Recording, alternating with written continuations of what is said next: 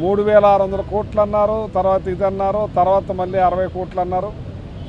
మొన్న వాళ్లే పెట్టి 11 కోట్ల రూపాయలు ఉన్నాయని చెప్తే జడ్జి గారు దాన్ని మరి ఫోటో తీసుకుని పట్టరమంటం జరిగింది.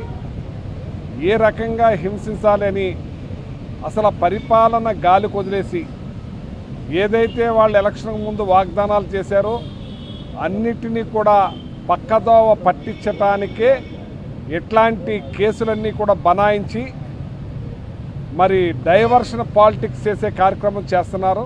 ఇది హేయమైన పని. భారతదేశ చరిత్రలో ఏ రాష్ట్రంలోనూ కూడా ఎన్నో ప్రతిపక్షాలు ఉన్నాయి, ఎన్నో స్వపక్షాలు ఉన్నాయి, ఎన్నో జరిగినాయి ఎలక్షన్స్. కానీ ఈ టైప్ ఆఫ్ పద్ధతి ఎక్కడ చూడలేదు. టోటల్గా రాష్ట్ర పరిపాలన గాలి కొదిలేశారు. ఒక రైతాంగాన్ని పట్టించుకోవటం లేదు, ఒక కార్మికుల్ని పట్టించుకోవటం లేదు, ప్రజలను పట్టించుకోవటం లేదు. అంతా కూడా డైవర్షన్ పాలిటిక్స్ తోటే చేస్తూ ఉన్నారు.